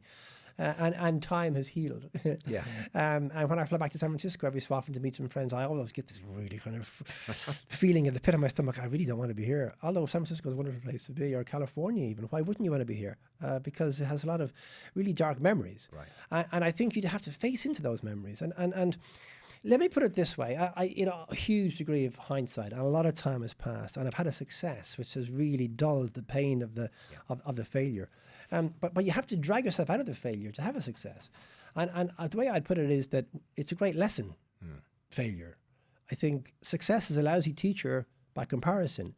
The problem with success is that, you don't just pull one lever and it's successful. Okay, I'll pull that lever every time and it'll be successful. You're pulling 20 levers because you're trying to make it successful. You're doing this and this and this. And, you're putting in your business plan, I'm going to do all these things, and you think of more things to do and you do everything. and you're successful. Great. Problem is you don't really know which levers have had the most effect. They've all had an effect, or maybe just a few of them had a real effect. Pick out the ones that are the ones that you should pull again to repeat that success. So success is a lousy teacher. Failure, on the other hand, you're very exposed, especially if you're the one who goes, I know what I'm doing here, and blatantly proved I didn't. Now, lots of mitigating circumstances, and I'm into a bit of that, a bit harsh on myself. But, at the time, everybody's been harsh on me. I'm being harsh on me because I'm the one who said and didn't deliver. So you do sit there and you think, this is shit. This really is. There's no other word for it. But the point about learning from failure is that it's not a great place to be, but it's a wonderful place to have been. Because it makes you feel like, so shit, I'm never going to feel that shit again. I'm never going, whatever I do next, I'm just never going to feel this awful feeling again. And I don't know what it is, or I don't care what it is, but whatever it is, I'm just not going to be in this place. And then you think, okay, now what does that mean really? And how am I going to do it? And then you start figuring it out. And then I thought, okay, I had a success, and what was it a success? Was it me? And then it followed by an awful bloody failure when really I should have been the opposite. And introspection, like I say, and you can't get away from it. But okay, I have to get away from it. And there's no way, I'm still only whatever I was, I wasn't 40 yet. I still got something in the tank here. I am not going to go out on a failure. Now, because I had a success, but I didn't really know which levers I pulled. I didn't really know enough about it. Straight out of university, did a business and it felt great. Yeah, I'm not knocking it, but I didn't really know enough about what made it successful. And I had a terrible time with this whole failure thing, and I had more of an understanding of what that was like, I think. But I had to prove, obviously, to everybody else, but mostly to myself, that I could do it again, that I could be successful. Yeah. No idea what I was going to be, but that just got me out of the rut of, and it took a few months, don't get me wrong, and I was wrapping things up, and I was going to chapter 11 bankruptcy meetings, which were awful, and I was meeting people that I had let go, and people, you still, you move in the kind of ecosystem where shareholders and people you work with all know you, all know the business, all know what went on, all know it should have worked. And it's kind of like, you've got to get out of there and do something different and new. My wife is German, so we moved to Munich. We moved straight to Munich from San Francisco. Wow, okay. And I think actually, again, in hindsight, that was a great benefit to me because I had this whole distraction, a whole culture shock or culture change. Not much of a shock really, but I had to learn the language, and I was living somewhere else, and it was just a complete change. And I think that really helped to get me out of the depression probably that was there, and certainly there's something that was pulling me back in a very negative, vortex. Right. Just get out of it. And I did physically move, back to Europe, as the Americans would say. But I was never moving back to London because that wasn't the plan. The plan was always to move to Germany. The question was when. Well, now is when. There's no business anymore. So that helped, I think. And then I began to think, okay, put that behind me. I'm very unsure what I'm going to do next. Although I'll tell you one thing, it's going to be a success. And that's as far as I got until I figured out what it was going to be. Okay. And that was? That was Little Dish. Yeah, yeah. And I think now the next question is, did I set up a business in the UK or in Germany? And all my contacts, apart from the ones in California, which I was running away from, all my contacts are really in the UK from a business, entrepreneurial standpoint. And also, the Germans are very good at lots of things, but they're not very entrepreneurial in food. Okay. Food and drink. Aldi and Lidl have both come from Germany, and that's not an accident. Frankly, you can talk to a German about they have no problem spending 75,000 euros on a BMW, but spending €3.50 on a good quality ready meal, they go, I can make that myself. To which I would go, well, why would you bother making it yourself? This is our UK Irish kind of definition of convenience. We're willing to pay for convenience. The Germans are just not in food and drink. They make it themselves. Okay. And I'm going, well, why would you bother making it yourself? So that's not the best place to start a new food company. Correct. Right. Okay. I didn't know anybody anyway. Yeah. Okay. So there's a whole bunch of reasons why I kept being drawn back to, you're back in Europe, come and look at this project. And this, people were saying, look at this idea. New Covent Garden, they had a few things to look at, but lots of different businesses. And then I was looking at this market which didn't really exist yet, which was baby food, and baby food is really difficult. But maybe toddler food, maybe that's an angle, which is like not babies, it's older obviously, but it's got a preschool up to 12 months to 7 years. Let's call it that, right? So I did a bit of research on that, and then I met my co-founder, ultimately, who became my co-founder. She had a very similar idea, and we began to develop it. And then top of the right place at the right time. Jamie Oliver started his first crusade, Okay. I call it, and he was meeting Tony Blair in the garden of Number 10. They were talking at very high levels about the state of kids' diets, right? I mean, you'd have people sitting in pubs who didn't have kids at all themselves talking about kids' diets. Yeah. That was how out of context the whole thing was. It was very much of the moment. Yeah, because it became very mainstream. It did. People, You remember Turkey Twizzlers? Yeah, exactly. Yeah. And just school lunches and all that Oh, stuff. yeah. He really ruining- raised the profile He did, of he what did. children were eating. Exactly, and they were eating rubbish, and Yeah. they were, at a time when they were formative years, forming their physical and mental abilities and all the rest of it. It was the wrong time to be eating rubbish. Yeah. Not that there's any good time to eat rubbish, but not when you're that age. And the whole industry was propagating that.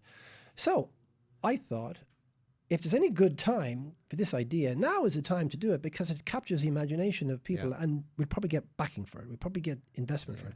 Because like New Covent Garden Soup Company, people were going, oh, that's a stupid idea. Maybe kids will just eat adult food. What's wrong with adult food? They've had eaten adult food all their lives, hasn't done any down, blah, a whole bunch of reasons why not to do this. Yeah.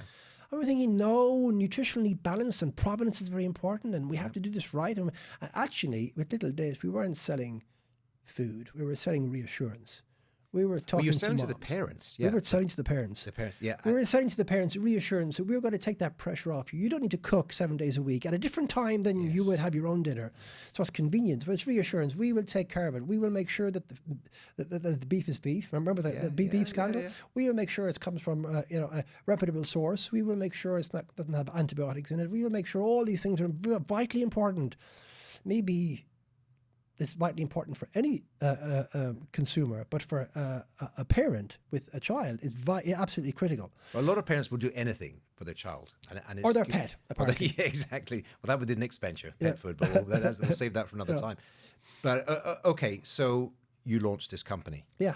and then you scaled it. You got funding. You scaled it. And, Yeah, I mean, we if got I backing. say it quickly, you scaled it, you grew it, and you sold it. Yeah, we did. but Yeah, I mean, there's there's a lot I'm more sure to it there's- than that. I'm A whole sure. 10 years of it Yeah. going on there. Yeah, And it's not like it was a bed of roses. Like that, I knew all the stuff that from New Covent Garden, and I knew all the failures from Glencoe, and I was able to deal with resilience. There was a whole resilience it came home to haunt me there as well. And that's the nature of entrepreneurial business or startups. You don't get away from that.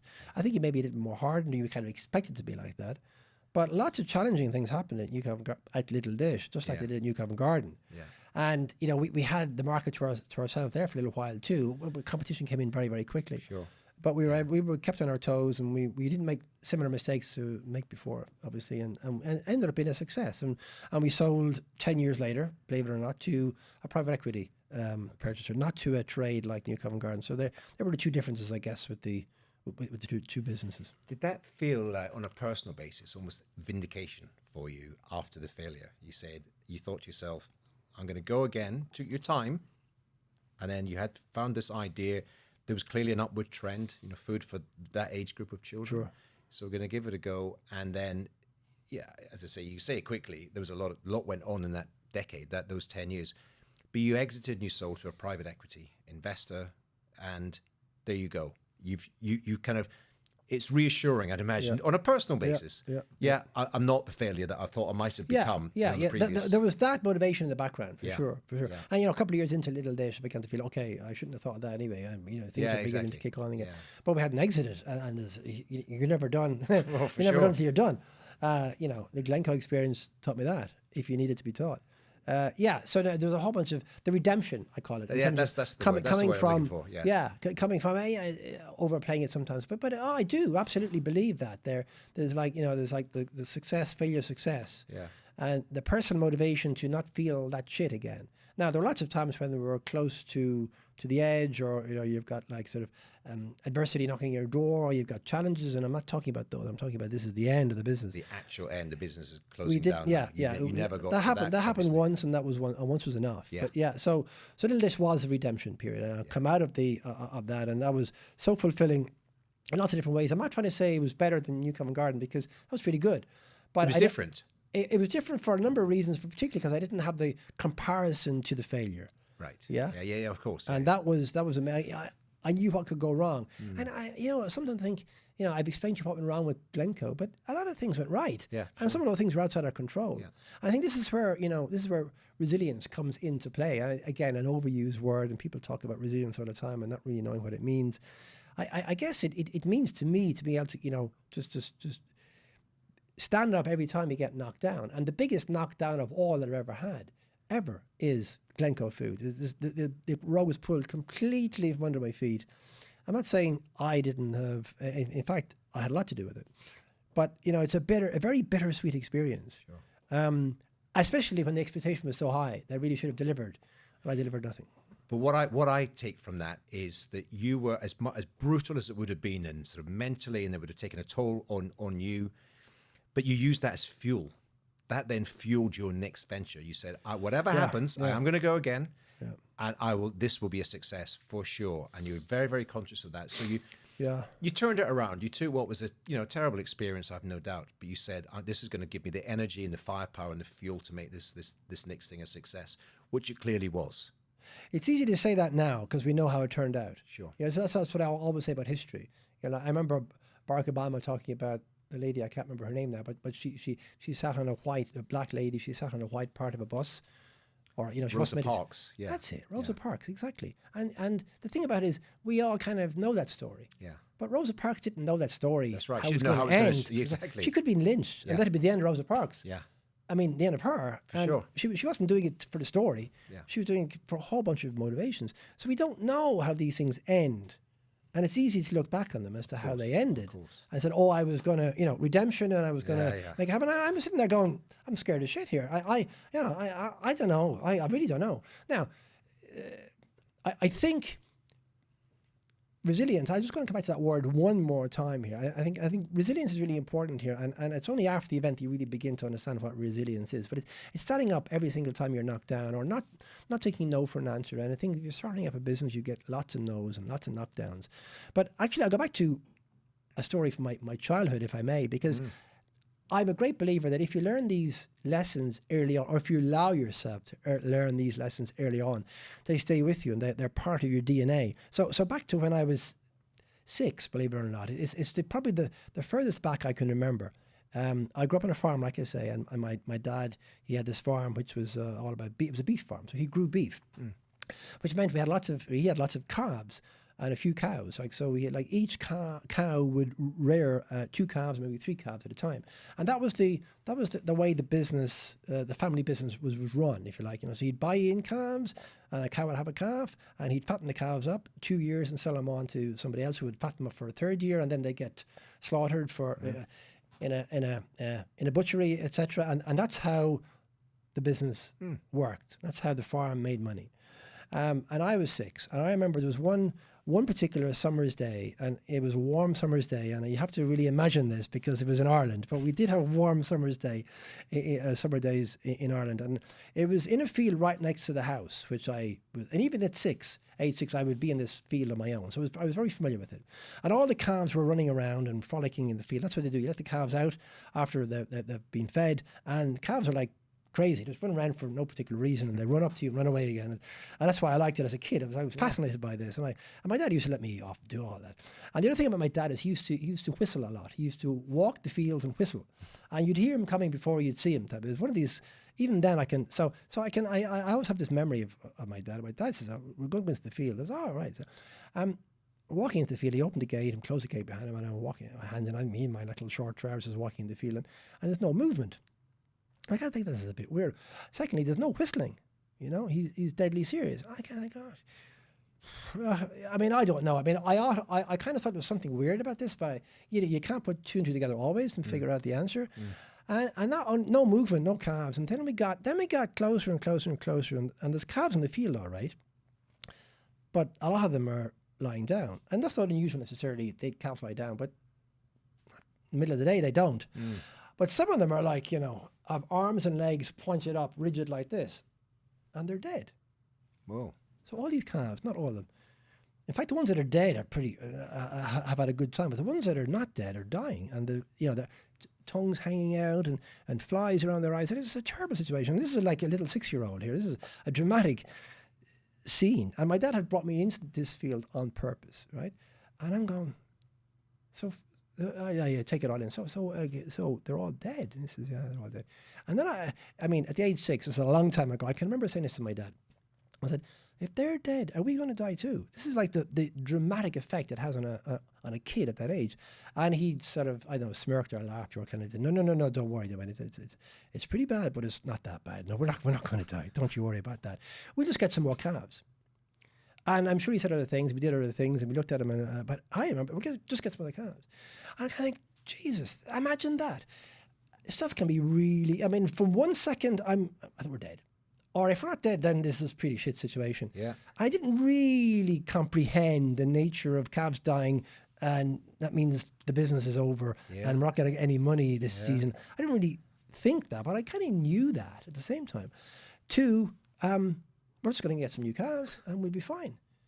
And I thought, how cool is that you can be so close to the edge and then realize that these things go wrong. Stuff goes wrong all the time, but it's outside of your control. You can't undo it. You can't stop it happening, or you can't go back and reel it back. Oh, no, I was only kidding. Really shit stuff happened, and it really hit me between the eyes. And I always think to myself, I walked into that field with my dad in short trousers as a kid, and I walked out as an adult almost. Like, I was, that's how the world works. I learned that shit stuff happens, but you can't dwell on it. You live to fight another day. You have to live. In fact, it gives you the opportunity to live another day. You'd be crazy not to live another day. That's how the world works. Now, to learn that at any age is great, but to learn at 6 is and it's stuck phenomenal. With you all these years. You're still talking about it now. In hindsight, yeah, because you only think about it later. But that came back to me when I was sitting there in that very dark moment in San Francisco, going, and I'm going, well, life moves on, and how much of this is your fault anyway? And I go back into a whole introspection. Oh, it's all my fault. Well, hang on, maybe it is. And even if it is, you can't sit here all forever. And the answer is, not all this is your fault, and bad things happen, and they'll happen again next time around, but you can't undo it. Now, I know that's obvious and that's practical, but when you're in the shit, it's really difficult to actually think like that. Of course. And, I had other experiences when I was doing track and field, and I lost and I got injured and didn't go to the Olympics, and all those sort of things happened. But I'm convinced that we learn so much about business way before business ever starts. Yes. When we're kids. Kids, like 6. I barely remember this, but it was such a powerful experience that I really remember it. And I'm talking about it today. So that and other things when you're younger, I think if you just allow yourself to kind of realize those things, they're very powerful. And I think we make the mistake that, thinking the experience that's relevant for business is only the experience I learned in business. Yeah. No, there's all that's true, but there's a whole bunch, 20 years. Life lessons, and I think that, and what you learned at a very early part of your life, it came back to you later on. You thought, well, I remember when I was 6 years old, in the depths of depression and disaster. Exactly. You thought, well, my dad said, well, no, we'll just get some more calves. I thought I'd been here before. Yeah. And I lived for another day, and it wasn't too bad. And actually, think of the exhilaration I felt when I realised that. I should be exhilarated. Yeah, that's pushing it a bit. Yeah, I'm really trying to convince myself now. But no, hang on. Let's just get out of this problem. Let's do something else. I don't know what it is yet. Move to Germany, set up a new business. I'm only 38 or whatever it is. Loads of things. Like, even if I was 58 or 68, who cares? I can still do whatever I wanted to do if I put my mind to it. But that's easier said than done when you're sitting in the abyss. John, when we started this conversation, it was a Scotsman and an Irishman. I knew it wasn't going to be a short conversation, but I am conscious of your time, and I'd like to just, as we sort of wind towards the end of this, brilliant conversation and so many lessons here. I've got a couple of more things I'd like to speak to you about in terms of what you're doing now. You're running a program, as I understand it, at Stapleton Academy. Tell us a little bit about what you're doing now. I mean, very quickly, I've moved over to the other side. So I invest in businesses. I'm a business investor, a business advisor, a business mentor. I advise lots of different businesses that I actually invest in, mostly in the food and drink space. And that's what I've been doing since coming out of Little Dish, which is 2017. Now we're in 2025. So I've been doing that for a few years. I will continue to do that. We have a VC firm based in Dublin, and Mission Ventures here in London. A number of things that I really enjoy doing. One of the things I've taken to the last 6 months or 3 months, maybe this year so far, is what I'm calling or referring to as the Stapleton Academy, which is all about really trying to educate or provide support and guidance and assistance for people who want to set up their own business. Okay. So both entrepreneurs set up their own business and entrepreneurs, people who work in business who want to bring more entrepreneurial ways of thinking and approach to problem solving into their business. And the whole idea here is to leverage the experience that I've got, because I've got all this experience, and I want to find a way to demystify this whole issue that's out there about setting up your own business. I think there's a lot of the cult of the entrepreneur, right? Yeah. There's a lot of it. You only hear about the successes, and then you really hear about the unicorns. Life's not like that. That is the top and the top of the iceberg, and like 99.9% of businesses are not like that. 90% of them fail, and 9.9% of them are successfully or moderately successful. And then you only ever hear about, and everybody aspires to be, the unicorn. Exactly. And in the food and drink space, they don't really exist. And in the consumer-facing world, there are very, very few. And in the product world, there's quite a few too. And they don't. One thing is for sure, they don't start overnight. These overnight successes have been around for 20, 30 years. So don't believe that. And I think a lot of things happen. A lot of people talk about this, for example, on LinkedIn and other social media circles. And it's wonderful and it's great. And listen, there's a lot of reasons to be an entrepreneur. And it is very, very emotionally involved, and you do get a lot from it. I certainly have got a lot from it. I've talked a little bit about it already. But there's a lot of shit you got to eat along the way. And I don't know how to put it any other way than that. It just don't imagine that this is going to be, you're going to be a rock star, because you probably won't. And you certainly won't feel like a rock star through all those years of getting there. So make sure your expectations are realistic. I think really that's important. And I think I put this kind of like Stapleton Academy together, and one course I'm looking at now, I'm getting to the end of developing it. It talks about motivation and mindset on one hand, and business practices on the other. And the motivation and mindset is all the kind of things that I've been talking about today to overcome those problems and hurdles and challenges, try to break through and deliver. And then the business practices are things you might imagine, all the way from pitching, having a business plan, raising money, all the way through to exit and everything in between in terms of all the details you got to. So I'm putting that together, and I think that's worthwhile, because coming back to the beginning of what we talked about today, education is one of the key aspects of growth. And I think my mom's a teacher, so she'd love to hear me saying this, but I've got that in my blood, and I've probably ignored it for so many decades. And I think I'd love to contribute that back to society, particularly to the entrepreneurial ecosystem. Yes. And I don't have all the answers, but what I'm here to do is to try to provide an environment where the entrepreneur can come up with most of the answers. Because I think that's really the essence of it. I'll poke and push and prod and suggest and challenge, and that's what the course does. I think I'm trying to find a way to bring that through to people. So that's what I'm working on. John, right now. that's brilliant, and we will be sure to put a link to the website in the show notes. And if people are listening That'd or be watching cool. this, I want to learn a little bit more about it. Check out your website. Get in touch with you that way. Yeah, people want to get in touch with me. The easiest way, just get on LinkedIn and DM me there. And I won't get back straight away because I've got a lot of other things going on. But I will get back. Yeah, sure. Please do, guys. And conversations can go in all sorts of different directions. Yeah. They usually do. Ours certainly has. Yeah, it has. I got one more question for you. Good. A question that I ask everyone you've had, and you in particular, this is interesting. You started off, you enjoyed great success, then you had a challenging time, you had a failure, then you had another success, and you're in this kind of part of your life where you're doing a lot of giving back, and you've pretty much grown up in the entrepreneurial ecosystem, and there's a lot of money and wealth for those who are successful to that. And I'm always intrigued by the concept of wealth and whether wealth is money or the two are linked. What's your personal definition of the term true wealth? What's true wealth to you, John? Oh, yeah, no, that's a really easy one. True wealth to me is the ability to spend my time as I wish. And there's another way of putting that, which is maybe slightly more corny. It's like true wealth is the ability not to have to work with assholes anymore.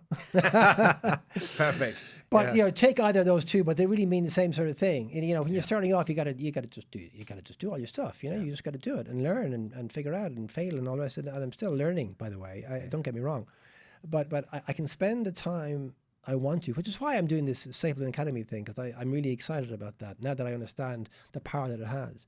But I can spend time doing that as opposed to, I don't run a business anymore. So when you're running a business, you don't really have much of a choice. You have one business, you got to keep focusing on that. And it's so demanding of your time. So I guess, when you got the success to be able to say, I don't need to do that anymore, or don't want to, you can do other things. Yeah. So it's freedom and avoiding spending time with people that, put it politely, you don't enjoy their company. Yeah. That is a brilliant definition. It's one that I would heartily endorse. John, I will put links. People want to get in touch with you. LinkedIn, your website as well. This has been brilliant. It's been just a great walk through your entire life, really, from being a 6-year-old boy on the west side of Ireland as a farmer and everything else you've done in between. So really appreciate this. The audience will really appreciate it. For now, John Stapleton, thank you very much. Thank you indeed. You've kept me on the straight and narrow, believe it or not. So thanks for that. Great help.